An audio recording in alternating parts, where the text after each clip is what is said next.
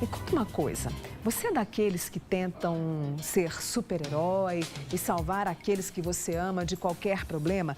Esse comportamento é mais comum do que a gente imagina, viu? Agora, qual é a diferença entre ajudar e salvar? Você tem esse tipo de comportamento, né? Quer se responsabilizar pelo problema dos outros? A gente vai conversar sobre isso agora com a psicóloga Fabiana Barcelos, está aqui. Você pode participar com a gente pelo nosso WhatsApp, que é o 99897.000. Existe uma grande diferença nessas duas questões e às vezes as pessoas não percebem, né, Fabiana, que estão tendo uma atitude salvadora. É na hora que o ajudar atrapalha, né? É. Existe uma diferença. Ajudar é quando a pessoa quer, quando ela pode ajudar, quando isso não vai prejudicar ela, quando o outro pediu para que ela ajudasse ou quando o outro realmente não consegue fazer sozinho. Então, uma pessoa, uma criança ou alguém que é realmente incapaz. Salvar é o contrário. Salvar é quando eu não posso, eu não quero, vai me prejudicar, o outro não me pediu para fazer, ou o outro já consegue fazer sozinho. E aí eu estou fazendo muito para o outro. E isso vai gerando um sentimento de desvalorização, a pessoa se sente não reconhecida, ela se sente cansada, sobrecarregada.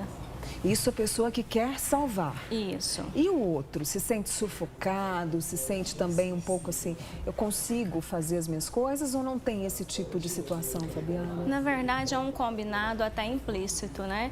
Para o outro que está recebendo também é muito conveniente. Então, existe um equilíbrio, Mônica, entre dar e receber. Com exceção dos pais, que os pais sempre vão dar mais para os filhos e os filhos nunca vão conseguir compensar isso, já começando pela vida, né, que os pais dão. Com exceção disso, os outros iguais, existe esse equilíbrio. Então, eu preciso dar na mesma proporção que eu recebo. Então, por exemplo, se eu ofereço carinho, se eu ofereço dedicação, se eu ofereço cuidado, eu preciso receber na mesma proporção. Se eu dou muito, se eu ofereço muito, eu fico nesse papel de salvador, eu fico fazendo muito para o outro e eu não recebo esse retorno de volta. Por isso que a pessoa se sente desvalorizada, cansada. O outro que recebe muito, muitas vezes ele fica ingrato. Quem recebe muito fica exigente e ingrato e acha que o mundo está à disposição dele. Aí é que tá, eu li uma frase justamente sobre isso, que o mundo não é o umbigo dele, né? Não fica no umbigo dele ali, dessa pessoa que às vezes tem esse retorno do Salvador, vamos dizer assim, não é, Fabiana? Na verdade, o Salvador, ele tem uma ferida de amor. Uma ferida de amor? Uma ferida de amor. Ele acredita que ele só é amado se ele for útil. E aí vamos pensar, né? Uma pessoa que se identifica com essa situação.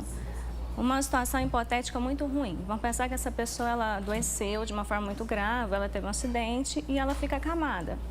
E aí vamos piorar um pouquinho a situação, vamos imaginar que ela só consegue mexer os olhos, nada mais. Então ela estaria na inutilidade. Se essa pessoa ela consegue pensar em alguém que pode cuidar dela, que pode alimentar essa pessoa, que pode aquecer essa pessoa, então isso é prova de que ela é amada na inutilidade. Porque será que essa pessoa morreria à míngua? Né? Será que ninguém cuidaria dessa pessoa? Mas vamos pensar que alguém que esteja nos vendo pensa, não tem ninguém que cuidaria de mim. Então essa pessoa está fazendo muito para quem não merece. Nossa, isso é tão forte, Fabiana.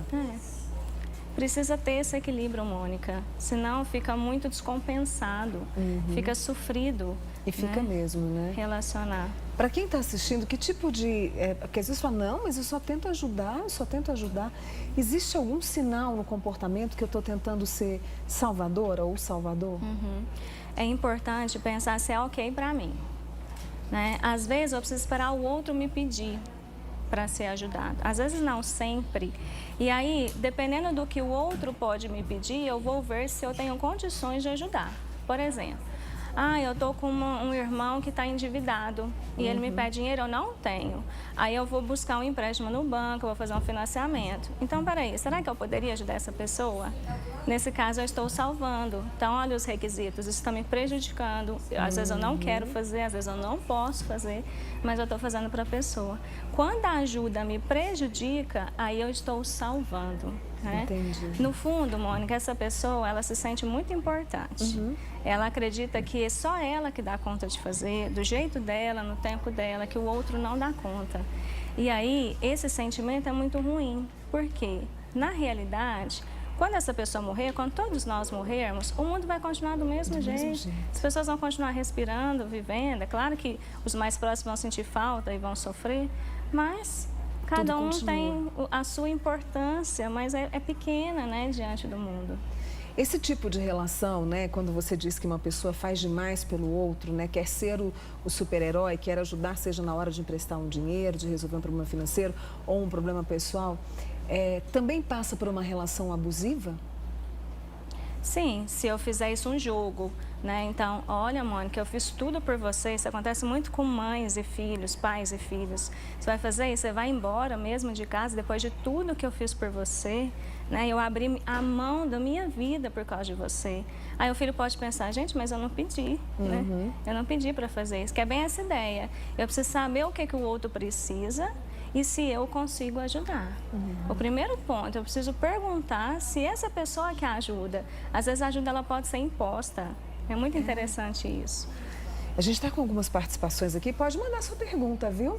99897-1000 é o nosso WhatsApp. Oi, Mônica, bom dia. Minha sogra é esse tipo de pessoa que quer ajudar a resolver e quer saber dos problemas da família e a vida dela mesma ela não consegue mudar. Quer dizer, além dessa ferida de amor que tem a característica do super-herói, do salvador, ainda passa por isso de não olhar para a própria vida e não se ajudar, Fabiana? Muito. A pessoa, ela às vezes vai viver a vida do outro, né, igual essa sogra, e esquece de olhar para ela. Então, ela depende da dependência do outro. Então, vamos pensar, essa sogra, muito provavelmente ela deve estar cercada de pessoas que são dependentes dela. Por quê? Eu preciso fazer muito para o outro não ir embora. Isso acontece muito, por exemplo, com mães que têm filhos, esses filhos vão cada um para um lado, vão trabalhar, vão casar e sobra o caçula. Aí o caçula, essa mãe faz tudo por ele. Ela cozinha para ele, ela arruma as roupas dele, organiza, resolve as coisas para ele. Por quê? Só assim ele não sai de perto de mim. Só que a pior coisa que ela pode fazer para esse filho é impedir ele de crescer. Então, ambos não vão para a vida. Ela vive a vida desse filho e não olha para ela. E esse filho não sai de casa e não vai para a vida dele, porque... E aí, como é que eu vou fazer sem minha mãe, né? Aí casa, quer levar a mãe junto, porque como que eu faço sem minha mãe? Não posso deixar a minha mãe, né? E seria também, além de não conseguir olhar para si mesmo, né, quando eu tento salvar o outro, a autoestima também está envolvida, Fabiana? A questão da baixa autoestima ou não, nesse caso do super-herói? É uma máscara, né? Então, parece que eu sou super-herói, que eu sou super confiante, super segura. E, na verdade, a pessoa vai usando artimanhas para as pessoas não saírem de perto dela. Então, olha só, eu preciso pagar o preço de ter que abrir mão das minhas coisas para o outro não sair de perto de mim. Então, é uma autoestima que precisa ser muito olhada, né? O Salvador, eu estou com uma pergunta aqui de uma pessoa que não se identificou. Minha mulher é muito ciumenta, o que eu faço? Passa por isso também, quando o Salvador ele é possessivo, ele é ciumento, ele quer você só para ele? Ciúme é medo de perder. É medo de perder, está muito ligado com apego. Então, se nós formos pensar mais profundamente que o comportamento do Salvador é também medo de perder, então isso pode também estar permeado aí com o ciúme. A pessoa que perguntou sobre a sogra falou assim, Mônica, pergunta para a Fabiana, por favor. Ela é muito dependente dos outros e ela não sai sem mim. O que eu posso fazer? É conversar com essa pessoa, é mostrar para ela, falar, olha, por favor, diminua. Chega a esse ponto, Fabiana? Na verdade, Mônica, nós precisamos olhar para as pessoas, vamos pensar para os adultos como adultos que precisam de ajuda e não como crianças. Então, essas pessoas que estão olhando para essa sogra, assim como também a sogra olha para essas pessoas como crianças. Então, a gente precisa ter um olhar de mais força para os outros. Olha, eu sei que você está passando por isso, o que eu posso te ajudar é muito pouco, mas eu sei que você vai dar conta. E se não der, tem recurso para isso, mas eu não vou conseguir resolver o seu problema. A Maria Inês está assistindo a gente e disse assim, Mônica, eu estou assim, fazendo tudo para os outros e esquecendo de mim. E aí entra uma outra questão que eu queria trazer para essa nossa conversa. Desculpe, a dificuldade de falar não. Porque também, quando eu sou salvadora e quero salvar todo mundo, eu tenho uma grande dificuldade de dizer, não, olha, eu não consigo te ajudar nesse momento, Nossa, não é? muito.